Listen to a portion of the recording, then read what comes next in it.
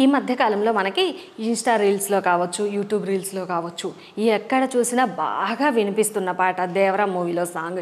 ఇదైతే బాగా హిట్ అయిందండి. ఎక్కడ చూసినా ఇదే కనిపిస్తుంది. అయితే ఈ సాంగ్లో జాహ్నవి కపూర్ వేసుకున్న బ్లౌజ్ మోడల్ అయితే నాకు బాగా నచ్చిందండి.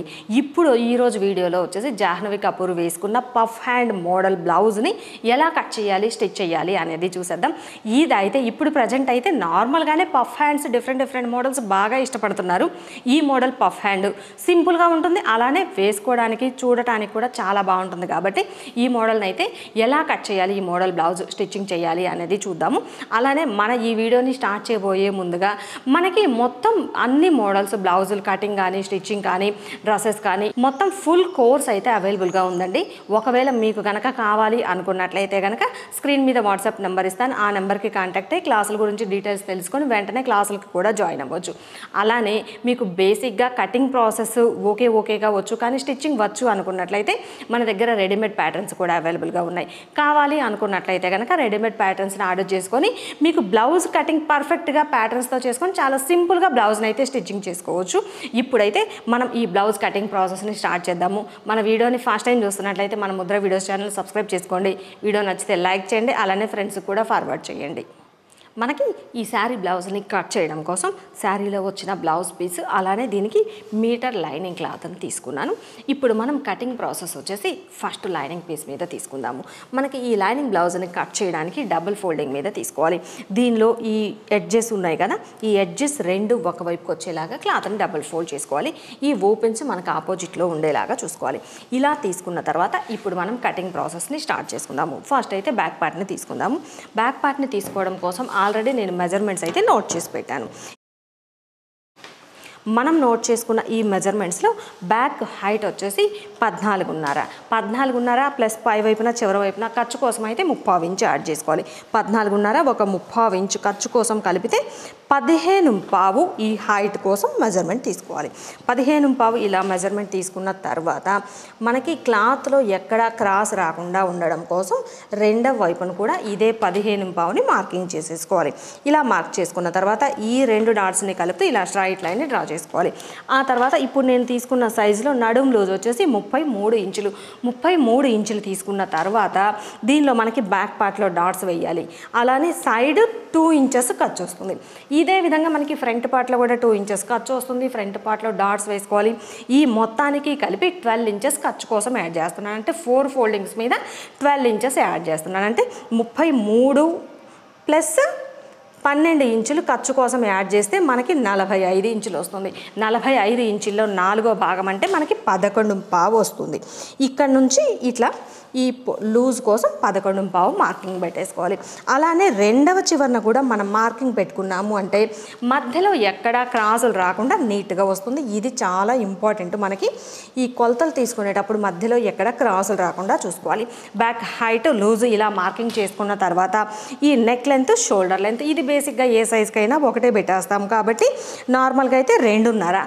నెక్ విడ్త్ కొంచెం ఎక్కువ రావాలి, కొంచెం అంటే నెక్ విడ్త్ ఇక్కడ బాగా బ్రాడ్గా రావాలి అంటే ఒక 1/4 ఇంచ్ ఎక్కువ పెట్టుకోవచ్చు. అంటే టోటల్గా ఈ నెక్ లెంత్ వచ్చేసి 2.5 తీసుకుంటున్నాను. అలానే షోల్డర్ లెంత్ వచ్చేసి 3 ఇంచులు తీసుకుంటున్నాను. అంటే మనకి ఈ బేసిక్ మెజర్మెంట్స్లో మనకి కావాలి అంటే చిన్న మెజర్మెంట్స్ అయితే చేంజెస్ చేసుకోవచ్చు. ఆ తర్వాత ఇక్కడ నుంచి ఆర్మ్ డౌన్ కోసం 6 ఇంచులు మార్కింగ్ చేసుకుంటున్నాను. ఇలా 6 ఇంచులు మార్కింగ్ చేసిన తర్వాత ఇక్కడ నుంచి స్ట్రైట్గా మార్క్ చేసుకోవాలి. ఇలా మార్కింగ్ పెట్టుకున్న తర్వాత ఇప్పుడు మనకి ఈ ఆర్మ్ రౌండ్ తిరిగే దగ్గర ఈ క్రాస్ ఇక్కడ నుంచి 1.5 ఇంచుల దగ్గర పెట్టుకోవాలి. మనం తీసుకుంది మీడియం సైజ్ కాబట్టి 1.5 ఇంచుల దగ్గర పెట్టుకొని ఇక్కడ నుంచి ఈ డాట్ని బేస్ చేసుకొని ఆర్మ్ రౌండ్ అయితే ఇలా రౌండ్ షేప్ తీసుకోవాలి. ఇలా మార్కింగ్ చేసుకున్న తర్వాత ఇప్పుడు మనం నెక్ లెంత్ తీసుకోవాలి. ఈ నెక్ లెంత్ వచ్చేసి పై వైపు ఇక్కడ నుంచి మనకి 5 ఇంచులు ప్లస్ పై వైపున చివరి వైపున ఖర్చు కోసం ఒక 1/2 ఇంచ్ ఎక్స్ట్రా కలుపుకొని 5.5 ఇంచుల దగ్గర మార్కింగ్ చేస్తున్నాను. ఇలా మార్కింగ్ చేసుకున్న తర్వాత ఇక్కడ నుంచి స్ట్రైట్గా మార్క్ చేసుకోవాలి. అలానే ఈ పై వైపు నుంచి చివరికి ఇలా స్ట్రైట్గా మార్కింగ్ పెట్టేసుకోవాలి. ఇలా మార్కింగ్ పెట్టుకున్న తర్వాత ఈ రౌండ్ షేప్ జస్ట్ ఇలా రౌండ్ వచ్చేలాగా మార్కింగ్ చేసేసుకోవాలి. ఇంతే, చాలా సింపుల్గా మనం బ్లౌజ్లో మార్కింగ్ పెట్టేసుకోవచ్చు. ఇలా మార్క్ చేసిన తర్వాత మార్కింగ్ చేసిన ఈ బ్యాక్ పార్ట్ని కట్ చేసుకోవాలి. ఇప్పుడు మనం మార్క్ చేసిన ఈ పార్ట్ని కట్ చేసుకుందాము.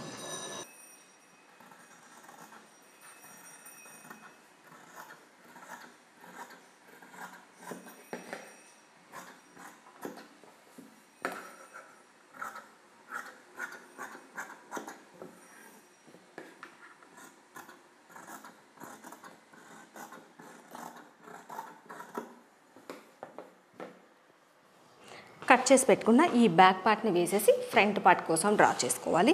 ఇప్పుడు దీంట్లో వచ్చేసి మనం తీసుకుంటుంది ప్రిన్స్ కట్ షేపు కాబట్టి స్ట్రైట్గా తీస్తున్నాను. ప్రిన్స్ కట్కి మనం కంపల్సరీ స్ట్రైట్గా తీసుకుంటేనే నీట్గా వస్తుంది. సేమ్ ఇదే సైజులో మార్క్ చేసి ఈ నెక్ దగ్గర వరకు మాత్రము ఈ నెక్ డీప్ని అయితే అడ్జస్ట్ చేసేసుకోవాలి. మిగిలిన ఈ మొత్తం అంతా కూడా సేమ్ ఈ పార్ట్ ఎలా అయితే ఉందో ఇలానే డ్రా చేసుకోవాలి.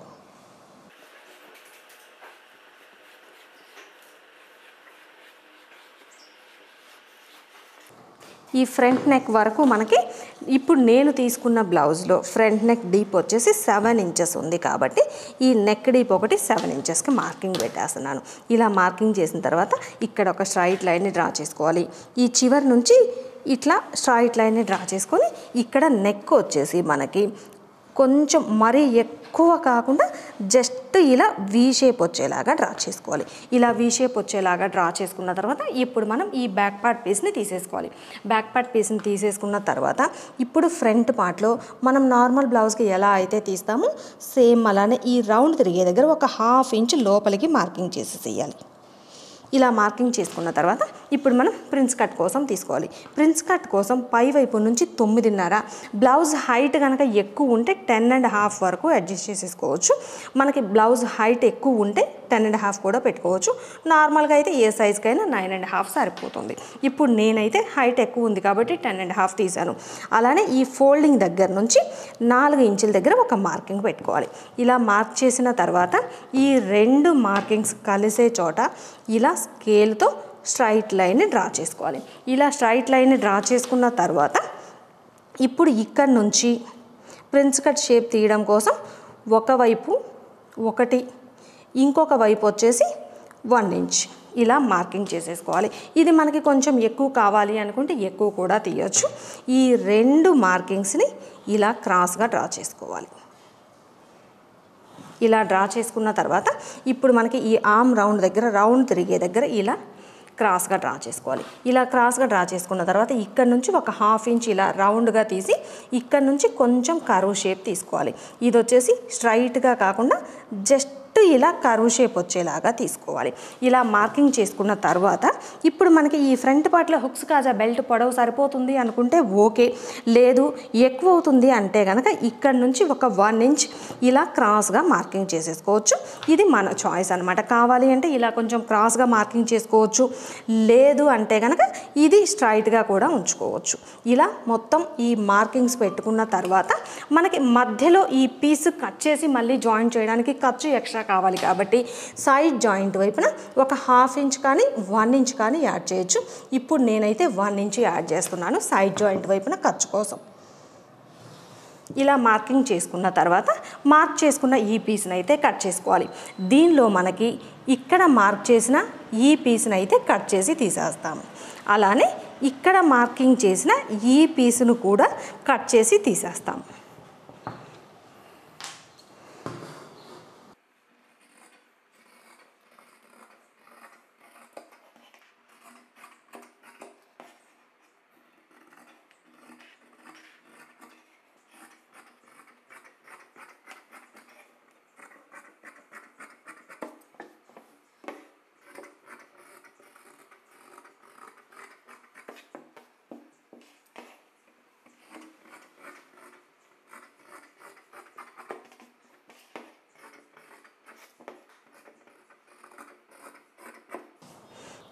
మిడిల్లో మనకి ప్రిన్స్ కట్ షేప్ కోసం తీసిన ఈ కర్వ్ దగ్గర టక్స్ పెట్టుకున్నాము అంటే స్టిచ్చింగ్ చేసేటప్పుడు మనకి ఈ 2 టక్స్ జాయింట్లు అయ్యేటట్లుగా జాయింట్ చేసుకోవడానికి నీట్గా ఉంటుంది.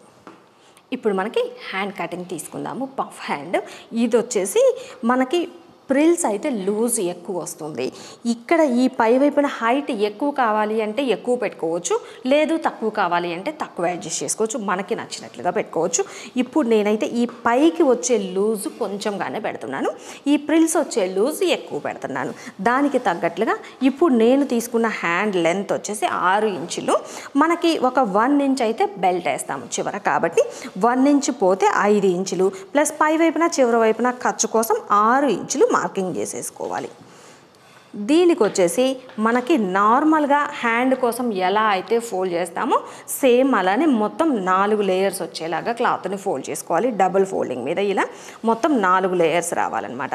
ఇలా ఫోల్డింగ్ చేసిన తర్వాత హ్యాండ్ పొడవు 6 ఇంచులు, హ్యాండ్ లూజ్ వచ్చేసి 13 ఇంచులు డబుల్ ఫోల్డింగ్ మీద, అంటే 13 ఇంచుల్లో హాఫ్ అంటే 6.5 ఇంచులు హ్యాండ్ లూజ్ కోసం మార్కింగ్ చేసుకోవాలి. ఇలా మార్కింగ్ చేసుకున్న తర్వాత పై వైపున వచ్చేసి మనకి ఎక్కువ లూజ్ అవసరం లేదు. నేను చెప్పాను కదా సింపుల్గా తీసుకోవాలి అని, సింపుల్గా తీసుకుంటున్నాను కాబట్టి నేనైతే 1 ఇంచ్ యాడ్ చేస్తున్నాను. ఒకవేళ ఇంకా కొంచెం ఎక్కువ పఫ్గా రావాలి అనుకుంటే 2 ఇంచులు యాడ్ చేయొచ్చు, 3 ఇంచులు కూడా యాడ్ చేసుకోవచ్చు, మన ఇష్టాన్ని బట్టి యాడ్ చేసుకోవచ్చు. ఇక్కడైతే 1 ఇంచ్ ఎక్స్ట్రా యాడ్ చేస్తున్నాను. అలానే ఇక్కడ వచ్చేసి ఎక్కువ ప్రిల్స్ రావడం కోసం హ్యాండ్ లూజ్ కంటే ఎక్స్ట్రా 3 ఇంచులు యాడ్ చేస్తున్నాను. ఇది కూడా మన చాయిస్, 3 ఇంచులు అయితే చక్కగా వస్తుంది. ఒకవేళ ఇంకా తక్కువ కావాలి అంటే 2 ఇంచెస్ అలా కూడా పెట్టుకోవచ్చు, కానీ 3 ఇంచెస్ అయితే చక్కగా మనకి కొంచెం ప్రిల్స్ అయితే ఎక్కువ వస్తాయి. ఇలా మార్కింగ్ చేసిన తర్వాత ఇప్పుడు ఖర్చు కోసం నార్మల్గా మనం పెడతాం కదా 2 ఇంచెస్, సేమ్ అలానే 2 ఇంచెస్ ఖర్చు కోసం మార్కింగ్ పెట్టుకోవాలి. ఇప్పుడైతే ఇలా మొత్తం అన్ని మార్కింగ్స్ పెట్టుకున్న తర్వాత ఇప్పుడు మనం నార్మల్ హ్యాండ్ ఎలా అయితే మార్క్ చేస్తామో సేమ్ అలా ఫస్ట్ మార్కింగ్ చేసిన తర్వాత ఎక్స్ట్రా షేప్ ఎలా తీయాలి అనేది చూపిస్తాను. ఇక్కడ వచ్చేసి హ్యాండ్ లూజ్ 6.5, మనకి ఈ పై వైపు నుంచి 3.5 దగ్గర ఇక్కడ వచ్చేసి మనకి హ్యాండ్ డౌన్ కోసం తీస్తాం కదా, సేమ్ అలానే ఇక్కడ ఒక మార్కింగ్ పెట్టేసుకోవాలి. మార్కింగ్ పెట్టుకున్న తర్వాత ఇక్కడ 6.5కి ఎక్స్ట్రా 1 ఇంచ్ యాడ్ చేసి ఇక్కడ పెట్టాలి. ఇది వచ్చేసి మనకి ఇక్కడ నుంచి డైరెక్ట్గా 1 ఇంచ్ యాడ్ చేయొచ్చు, లేదు అంటే మనం ఆది బ్లౌజ్లో నుంచి కూడా ఆర్మ్ లూజ్ని తీసుకొని మెజర్ చేసుకోవచ్చు. ఇలా మార్కింగ్ పెట్టిన తర్వాత ఈ పాయింట్ దగ్గర నుంచి ఈ 2 మార్కింగ్స్ని ఇలా కలుపుకోవాలి. ఇలా కలుపుకున్న తర్వాత ఇక్కడ ఎలా అయితే మనం సేమ్ ఇలా కలుపుకున్నామో ఇదే విధంగా ఇక్కడ కూడా ఈ 2 పాయింట్స్ని కలుపుకోవాలి. అలానే ఎక్స్ట్రా లూజ్ కోసం తీసుకున్న ఈ 2 ఇంచెస్ దగ్గర కూడా ఇలా స్ట్రైట్గా మార్కింగ్ పెట్టేసుకోవాలి. ఇలా స్ట్రైట్గా మార్కింగ్ పెట్టుకున్న తర్వాత ఇప్పుడు మనకి ఇక్కడ ఈ 3 ఇంచెస్ యాడ్ చేసిన తర్వాత వచ్చిన ఈ పాయింట్ ఉంది కదా, ఇక్కడి వరకు హ్యాండ్ కర్వ్ తీసుకోవాలి.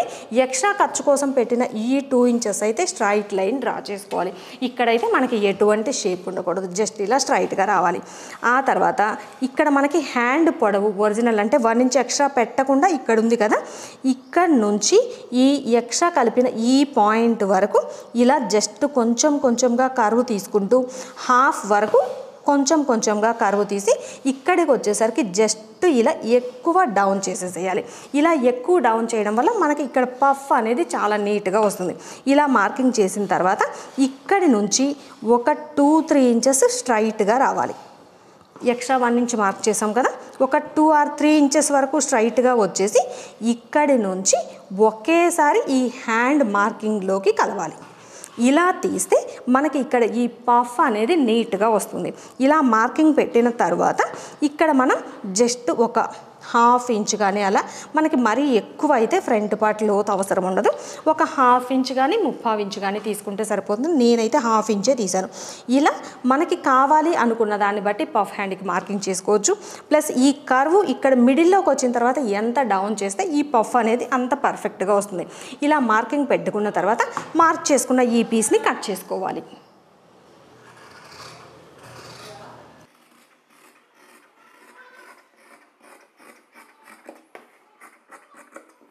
ఇలా కట్ చేసుకున్న తర్వాత ఎక్స్ట్రా ఖర్చు కోసం పెట్టిన ఈ మార్కింగ్ దగ్గర ఒక టక్స్ పెట్టేసుకోవాలి. అలానే ఇక్కడ మనకి ఈ హ్యాండ్ మార్క్ చేసాం కదా, ఇక్కడ నుంచి కరెక్ట్గా కరువు తిరిగే మిడిల్లో అంటే ఇక్కడి వరకు మనం పఫ్ పెట్టుకోవాలన్నమాట. ఇక్కడ కూడా ఒక టక్స్ పెట్టుకున్నాము అంటే 2 సైడ్స్ కూడా ఇక్కడి వరకు మనం పఫ్ పెట్టుకోవడానికి అన్న గుర్తు కోసం ఉంటుంది. ఇక మిగిలిన ఈ కటింగ్ ప్రాసెస్ వచ్చేసి మనకి ఫ్రంట్ పార్ట్లో లోతు తీయాలి. ఇది వచ్చేసి మనం నెక్స్ట్ స్టిచ్చింగ్ చేసేటప్పుడు ఈ ఫ్రంట్ పార్ట్ లోతు తీసుకుందాము. ఇలా మనకి మనం తీసుకున్న బ్లౌజ్లో ఫస్ట్ లైనింగ్ మీద ఒరిజినల్ బ్యాక్ పార్ట్, ఫ్రంట్ పార్ట్లో prince cut, puff hands cut చేసాం కదా, ఇంతవరకు కట్ చేసిన తర్వాత ఒరిజినల్ బ్లౌజ్ పీస్ని తీసుకొని దీనిలో ఫస్ట్ అయితే బ్యాక్ పార్ట్ని పెట్టాను. బ్యాక్ పార్ట్ పెట్టిన తర్వాత దీనిలో ఈ ఎడ్జ్లోనే ఫ్రంట్ పార్ట్ని కూడా అడ్జస్ట్ చేశాను. ఆ తర్వాత మిగిలిన ఈ క్లాత్లో మనకి చక్కగా పఫ్ హ్యాండ్ వస్తుంది. పఫ్ హ్యాండ్ కట్ చేసుకోవాలి అన్నప్పుడు ఇలా క్లాత్ని అడ్జస్ట్ చేసి కూడా తీసుకోవచ్చు. ఇలా పెట్టేసి ఇప్పుడు మనం తీసుకున్న ఈ లైనింగ్ పీస్ ఏదైతే ఉందో దీనికి కొంచెం ఒక పావు ఇంచ్ అలా ఎక్స్ట్రా ఉండేలాగా యాజ్ ఇట్ ఈస్గా సేమ్ ఇదే సైజులో ఒరిజినల్ బ్లౌజ్ను కూడా కట్ చేసుకోవాలి. కట్ చేసి పెట్టిన ఈ లైనింగ్ పీస్ని వేసేసి బ్లౌజ్ పీస్ మీద కూడా సేమ్ ఇదే సైజులో కట్ చేశాను. బ్యాక్ పార్ట్, ఫ్రంట్ పార్ట్లో ప్రిన్స్ కట్ షేప్ ఇంకొక పీస్, అలానే పఫ్ హ్యాండ్. ఇంతవరకు మనకి బ్లౌజ్ని అయితే కట్ చేయడం కంప్లీట్ అయిపోయింది. నెక్స్ట్ ఈ బ్లౌజ్ని ఎలా స్టిచ్చింగ్ చేసుకోవాలి అనేది నెక్స్ట్ క్లాస్లో చూద్దాము.